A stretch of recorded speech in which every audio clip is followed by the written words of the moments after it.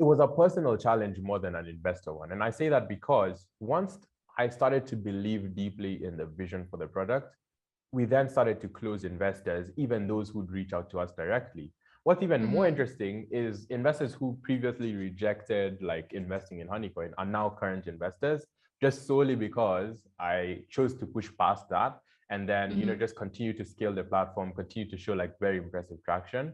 And I think that's like one thing that looking back, that was like the difference between me saying, I'm just gonna shelve this, like it's not even worth the trouble, because there are some more stories to tell. But that was it was a big challenge initially, but right now I'd say it's very natural. Like I even enjoy having these kind of conversations because I think the framing has also changed completely. Like now it's not me pitching this idea or potential of a product. It's now like investors coming and saying, we love what you're doing, like we'd love to invest as well. And I think that's a really it's a blessing, and it's something that definitely came out of just going and pushing past that very challenging period of validation and self-belief as well, in just what you're doing and what you're building. Yeah, I think actually, if anything, that might be one of the biggest challenges, like even in anything that I'm doing, like getting that past that point of getting out of my head. But that's absolutely not an easy thing to get over. So do you No, think not you're at all. just naturally an optimist? Because many people would not have gotten out of that. People have good ideas, That's true, yeah. but bringing it to execution, and considering we're talking about 2020, we're still in 2021, so Exactly, it's yeah, not yeah. it's not a 5-year thing. No, How no, no, did you not at just all. quickly snap out of it? I think it was what helped was, and I can't even just put this on myself as well, is I think the support system I have in my family, in the people around me, my friends, I think that was a very significant contributor. Like I can never ever take the credit and say, it was just internal self-belief and grace and whatnot, because I think that it would have been much tougher if you had people who they saw what you're doing and they just immediately put you down. Whilst there are still those people in my life, that's a small cohort of the like really massive support system that I have in just a few individuals. But that's really all I needed. It's like a very simple gesture, like your friend texting you and saying, yo, I just downloaded the app and it's amazing. And that now fuels me and like to think, maybe what I've built is actually valuable. And it will provide value, but it's also so before Honeycoin, I had previously built a number of products, and these were then acquired by different companies. And this also provided for a lot of confidence in my ability to have done this and to continue doing this. But I can't say it was easy because, doing something in the past and doing it again, those are two different things because it's a different situation. You're in a different stage of life. The way you think is different. So it was like, it's not the kind of thing where like, if I've ridden a bike, I'll be able to ride it again. It was more so like, if riding a bike and then riding a motorbike. Yeah, exactly. Yeah. Or riding a bike and then driving a car, because I feel like the products are completely different. Whilst it's the same coding, whilst the same tech, it's like you have to then convince yourself over again and convince yourself on the problem, convince yourself on the vision for the product. But that early validation and that I'll say self-motivation was one of the most significant drivers in just me being here. And not only that, but just the support system that I had, and my faith being a primary like factor, and even just like pushing past that and just trusting God to carry me through the hardest of times and the war periods, so that at least when we're raising glasses and toasting to like the successes, at least you'll be able to remember like that particular period. That was really for sure. It also humbles you and keeps you grounded. Oh yeah, 100%. Make sure your head doesn't grow too big. No, and I think it's so important to then go through those moments, because humility being something that I value deeply, like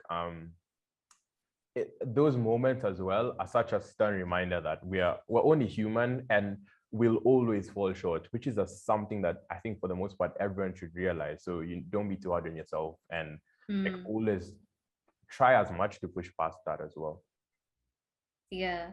And so now that if you try to look back at pre-pandemic and do you think that your success so far with Honeycoin would have turned out as it were not for the pandemic?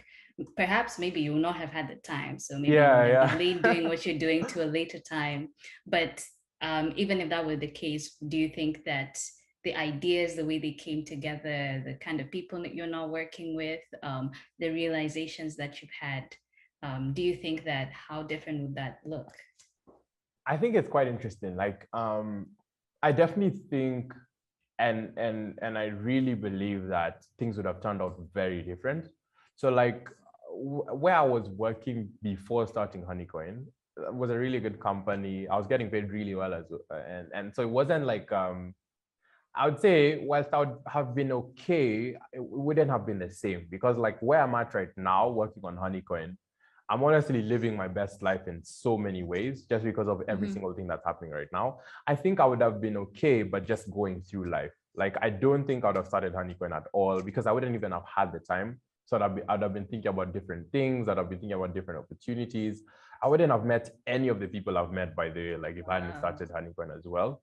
And it's also like, the thing that's impacted me the most is I also believe that I wouldn't have been able to inspire other people if I didn't go through the pandemic, or if the pandemic wasn't there, because then I would have just been in like my, like my room coding, and like everyone knows you for something else, or as the person who does X or does this, and never really for something that you're deeply passionate about. And I think yeah, I can definitely say that my life right now would have looked very different. I also don't think we'd have been having this call if the pandemic didn't happen. I would never have known. I would probably ask, so does David still make music? We need another jam. When is the album dropping? But I would have never imagined that there's this other genius side of you that also does other genius things besides, because even in music you're very, very good. Thank you, I appreciate that. No, that actually means so much. Yeah, but yeah, I definitely can say like things would have looked very different. I would probably be right now in the UK as well, studying and working still. But yeah, I don't know, things would have turned out very different, and I'm just grateful that I'm not grateful. Okay, I don't want to say this in a way that makes me seem like a bad person. I'm not grateful the pandemic happened or the COVID and all of that, but I'm grateful that in the experience of it, like this is what I was able to bring out of the whole experience, like, and not just let that tie, me down in any way as such. Yeah, for sure, for sure. And so now I guess everyone is kind of looking into post-pandemic future. What do you think that looks like for you? For me, I think definitely working on Honeycoin, but like, well, I would say Honeycoin in the next even 2 months will not just be Honeycoin as the remittance wallet. Like I mentioned, the products that we have, it'll sort of like be an ecosystem of these products. But how the future looks like for me holistically is just,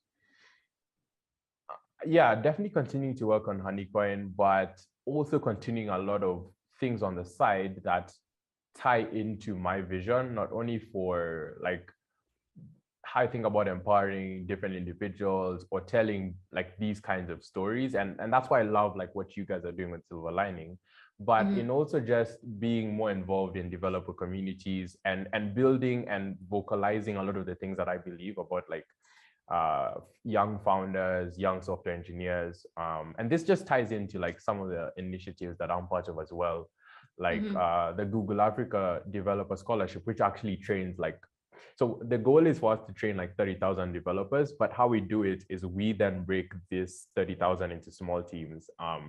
I definitely want to do more of that. And also, hopefully, if things go well at Honeycoin, and this is a hopefully and very rhetorical, I also want to start maybe a fund that will then just be deploying capital into like young developers to help them like kickstart their projects. Because that's something that I think is really lacking, and where we can actually then, if we're able to do that and empower these individuals, then we'll actually start to build a lot more homegrown products that are still globally competitive. Like if you wanted to build Uber for X, but you didn't have the skills, you're never actually going to compete with Uber, because then, they are very far off. They have millions of dollars in funding. But if you have the skills, then you can actually compete on a local level and then scale up as you go. And that's something like I'm deeply passionate about as well. So I would say that for me, like, I know it's very much, okay, I don't want to make it so work oriented as well. Like on a personal level, I don't know how life looks like for me,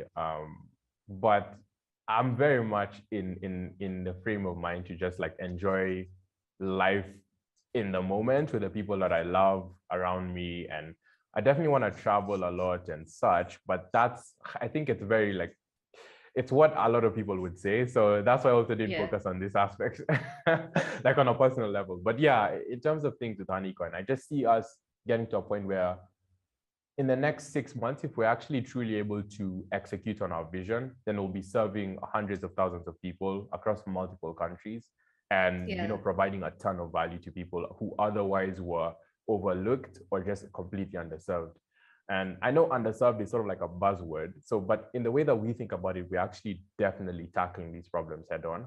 And I think that's why we'll be able to succeed if we truly execute on the vision that we have, like for the product. And now I can say we, which is a good thing. Like before, when I was saying we, it was just me.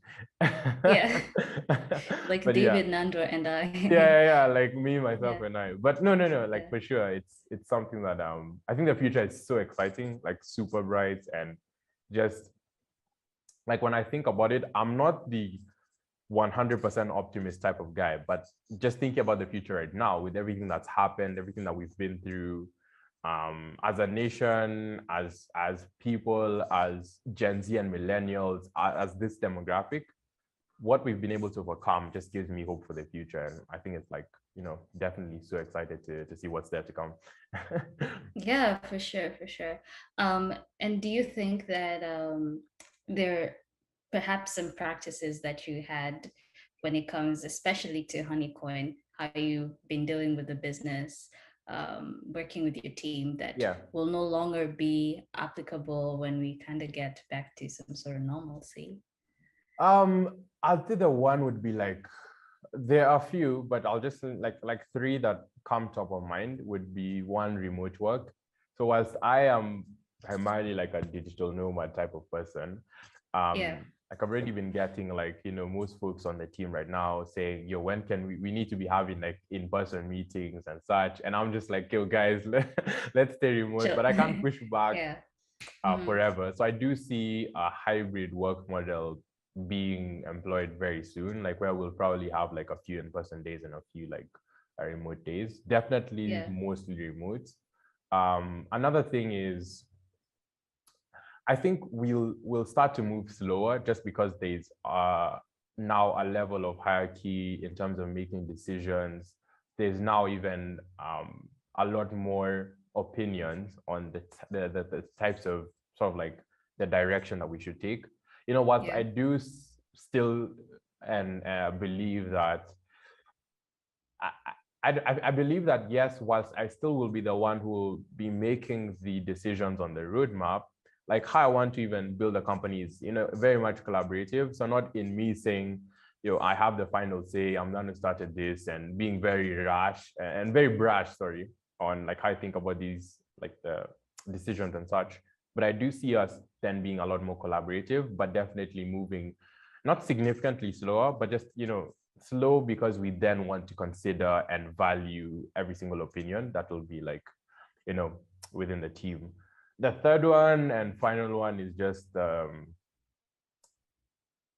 I'd say the pressure will be more. And I say that because, like when you have people who are now part of something that you started, then the pressure to succeed is more, because especially if it's the people who are working with you are all getting paid because you guys are working on the same company that's providing value, and from that value they're getting paid from it. I do see a scenario where like the pressure will be more and more significant as you go along, but it's not something that's intimidating. It's just something that's, I know for a fact will be there, because the pressure will only increase for us to succeed, for us to keep like growing and scaling. But it's an exciting pressure. It's like the kind of anxiety that's good. It's not like bad. Yeah, for sure. I'll say those are I think things, sorry, go ahead. No. I was just gonna say like, those would be the three things that I think will probably change, now as the team expands and such. Yeah, it sounds like you really kind of thought ahead. Yeah, I was just gonna say that I think the kind of pressure that is the hardest, you Yeah. already overcame that. That's like the Oh yeah, that internal battle. pressure. Like you already Yeah. got through that, and you already got people to kind of believe in the idea. So Yeah. the other pressure that you now get, I think that could only drive you forward, Oh yeah, for sure. So when Yeah, for when sure. you get to moments where you're kind of doubting the idea, or as you've said, it's gonna get to a point where it kind of slows down. And when you're thinking, okay, it's slowing down, Yeah, and like you're thinking, okay, maybe this is not gonna work out. yeah. You already have people in your team. You already have people who are probably gonna wait to get paid. So it's Yeah, gonna that's just like, be a driving force. yeah, because you're just Yeah. thinking, yeah, now it's the stakes are higher, but what we're doing is so much more significant. Like, now Yeah. with a couple of 1,000 users, it's okay because it's like we're still a small startup. But when you get to the hundreds of thousands, the millions, it's like now it's not only the team, but it's also the users. Like Users letting as well. someone down could be the difference between someone making their rent or making their school fees or getting money to pay for something that's crucial to not Yeah. getting it. So I think like as the stakes go higher, like gets higher on our team, it also gets higher like on our users and the platform and such. But yeah, like I said, it's definitely the kind of anxiety that's fuel like to the fire and not like putting it out in any way. Yeah, for sure. So I think at this point we should kind of start wrapping up. And Oh no, yeah, it's fine. yeah, so what I would ask is, obviously the pandemic has been mentally challenging for a lot of people. Yeah. So I guess what advice would you have for people maybe trying to balance a business, ideas, career, passion, and trying to cope mentally as well? If I was, and I tend to shy away from giving these kinds of advice because it's usually wrong. Because not wrong in that I it's guess, the wrong advice, and but if you what would could I think of it advise as, like yeah. myself? Like what advice Mm-hmm. would I give myself? Mm-hmm. Like I would say if I was to like give advice to like pre-pandemic Dave and like how Yeah. he was and how he was thinking is I would say to focus less on the opinions and life stages of people and focus deeply on your how you think about and believe in what you're doing and even the stage of life that you're at. One thing that I think hinders for the most part that I've personally experienced growth is like one-to-one comparisons with where people are and what they're doing. So, and what I mean by that is if I see like my friend, maybe he's traveled to go study in the UK or Canada or the US, and now his grades are thriving, he's getting all of these opportunities. He's telling me about how he already has a job. When he finishes uni, he'll start his job. I can start to think about that, and if I'm in a different situation, I'll be like, like I'm probably a failure, like I'm slow, like, but I'd the one advice I would give to like that past me or to someone in this particular situation would just be like, life is not in any way linear, like, and it's not a straight line. We all are on different paths. We're all on like at different stages, and there's no set timeline to do certain things. So just start that thing that you've been procrastinating, and if it fails, like, yeah, so it fails, and there's so much more to do. There's a lot. There's essentially more opportunities for you to then continue to exceed or excel in different things, exceed sort of like your own potential and excel in different things, as opposed to just procrastinating because you feel like you're not ready. Like one of the things that usually has limited me is like me in the frame of mind of like, okay, I'm not ready for that kind of opportunity, or I'm not ready to do this particular thing. Usually the times when you just start, that's when things work out really well. So yeah, like that would be my 2 cents. Like just start and don't focus on what people say. Unless they're saying it a lot, then you probably need to have some like introspection on whether or not what you're doing is the right thing. And if it's the wrong thing, then you can actually change that frame of mind. But usually I've realized as well, being the contrarian thinker, like doing the thing or going on a path that's very lonely in the sense that not many people will venture and do that particular thing, that's usually the best path to be on. So usually don't take the discouragement as advice, like take it as input, and maybe that will also help in the way you think about whatever you want to do.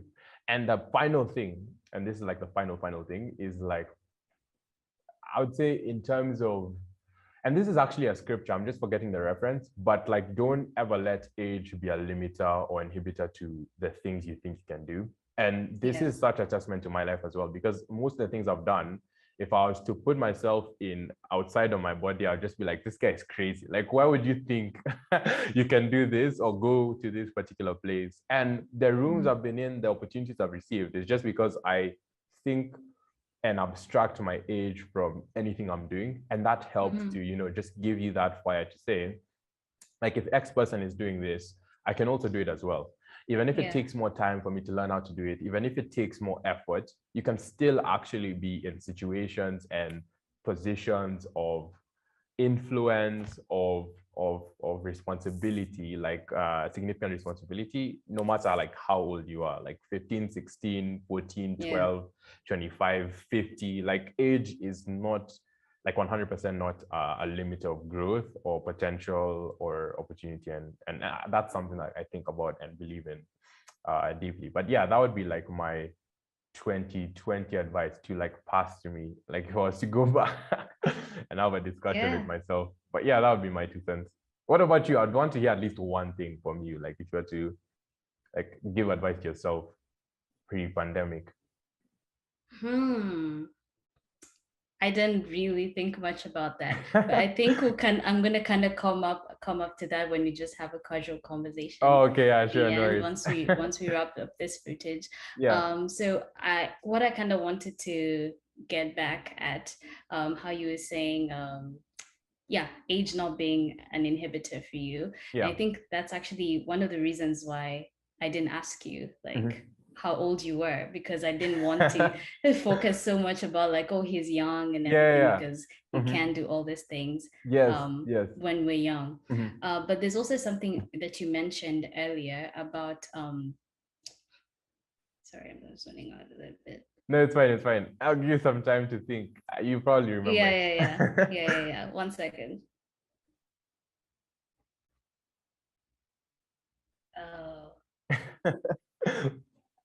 Oh my gosh, it's coming and going. Okay, it's fine, it's fine. Just take some time, it's okay. Okay. Yeah, I've remembered. So earlier you were talking about how I think one of the biggest challenges that you had was to kind of get it out of that mental space of like you doubting your idea. But I think, so that's what I'm just wondering, kind of what advice would you give to people to kind of be able to overcome that place where the biggest challenge is just yourself and you doubting it? And I guess I would say imposter syndrome, because I guess maybe low-key I'm just asking for advice for myself, because that is something that I struggle with a lot, imposter syndrome. So I mean, for me, that particular, like if I was even just giving this advice to myself, the one thing that I always tell myself is, especially with the imposter syndrome, like 99% of people also don't know what they're doing. Like we're all in this particular lifetime, this particular time period, if you think about the 100 years of the people who live right now, we're all living life for the first time. Yes, we have history to go on, but everyone is literally figuring it out a day at a time. Looking at someone and thinking that they are a bit further ahead, it's only because of maybe their experiences or learning significantly from others. But literally, we're all just figuring these things out as we go along. And that just provides a level of, I think, peace to then like venture on or venture to do like whatever you wanted to do. So it's like, if I wanted to, like if I was thinking I'm 10 years old, I'm starting coding for the first time. Okay, then it was much simpler. Like I didn't even care about like any of these complexities. Let me just say like, okay, maybe I'm further on. I'm 30 years old. I'm thinking there are people who started coding at 10. How will I ever get as good as them? Those same people were literally figuring it out as they went along, and you can too. And I think that's such a really good frame of mind to have with imposter syndrome. It's not like the one size fits all, because there's a lot of nuances to imposter syndrome. It might be a past experience or past failure. And, with that, then it just comes down to the advice of saying, like, failure is not the end all of whatever you can do in the future. But just to like finalize on that as well, I think one thing that helps me in the way I think about imposter syndrome is also realizing that failure is not at all a definition of your capability or whatever you'd be able to do in the future. It's only an indicator of something that you did wrong or something that someone else did wrong. Because sometimes we fail because someone makes a wrong decision about ourselves. Like if someone says, no, we're not giving you this opportunity, we're giving it to someone else. For you, that might be failure because you think about it in like a first person point of view. Like that's you failing, I was rejected. But they might make a mistake and realize, oh, we should have brought Vanessa on actually. And now it's actually failure on their side. But if you thought about it just first person point of view, then you'd actually not be able to see how like that particular failure was actually an opportunity for you to then explore something else which is better or like more suited for you in whatever stage you're at or whatever I guess the season of life you're in as well. But yeah, that would be my 2 cents on it. Yeah, and I guess now to actually wrap up, I know we said we were wrapping up a couple minutes ago. We did, yeah. So I guess what we're doing in Silver Lining is we're trying to tell stories that we feel are not being told. And this idea kind of came up by watching the news and just seeing, a lot of negativity every time, especially around the pandemic. There are a lot of things stories that were not being told of people who are actually making it. So I don't know if you share the same sentiments. Like, do you think that there is an imbalance probably in the media in terms of how stories are told and who is represented? Oh, 100%. Like that's something that is very close to my heart and it frustrates me a lot because I think about representation a lot and just why I started to think deeply about, being more vocal on what I'm doing, what I'm building, the successes I have, not even in a way to brag, but literally to inspire someone else who could be in a similar position as myself. And very recently, actually, someone just reached out to me. I don't know them at all. I've never met them. I would never have met them if I didn't start, being very vocal about Honeycoin and my journey. And they were telling me how, like, they saw what I was doing with Honeycoin and they were inspired to then like continue coding because they like, were thinking about like what's next for them and what they need to do. And those kinds of, that kind of feedback can only come when we start to tell these kind of stories more. Or when someone who looks like you sees you in a particular space, in a particular position and says, like, if David can do that, then why can't I do that? But it only comes down to representation. It only comes down to people hearing these stories and realizing that it's not just a person from the UK. It's not just a person from Australia. It's not just someone in Europe. It's not just someone who looks different, either racially, that can do a particular thing. And I think that bias has affected so many people in the way they think about their potential, in the way they think about the extent of which they can succeed in life, grow in life. I think these kinds of stories that we're telling, we'll only truly see the impacts of them when we start to see people who are doing things, building things, they are succeeding, they are, breaking down barriers as a result of these stories that we're telling. And that only comes if we decide to tell them, if we decide to then just say, like, I'm not going to be timid about what I'm doing because this might actually, not only, I don't want to say change someone's life because it's not really that significant. It's just to inspire them. Oh, it is. Okay. Yeah, it is. But you might inspire someone who will go on to do something really amazing. And you might never actually realize it. And they might never even tell you about it. But what it does is those things that we can't see, that's actually where the true beauty lies and the impact lies. The stories that will come out of the stories that we're telling that will also inspire other people, and it will just become like a flywheel of, X person, touched X amount of lives, and these guys went on to do this thing. And we see that already, but it's only because we've started to be so much more vocal about it. We've started as I guess as a community, as a continent, to think deeply about this. And that's what, like I said earlier on, like I really love what you guys are doing. When I heard about the initiative, I was already sold. Like I wanted to see how it can be helpful and such, because it's something that's lacking here and something that definitely is 100% needed. And yeah, that's like my take on it. But I definitely like really believe in like this particular like vision, the mission and the goal for, you know, something like Silver Lining, and just telling more stories like this.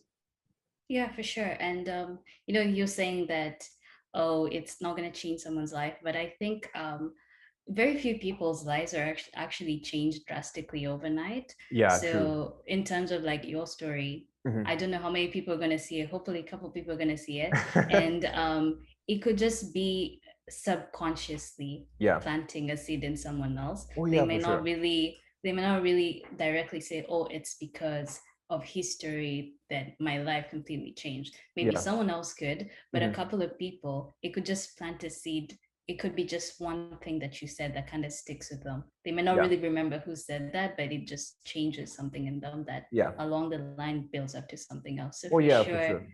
Yeah. I totally agree sure. as well. Yeah. Yeah.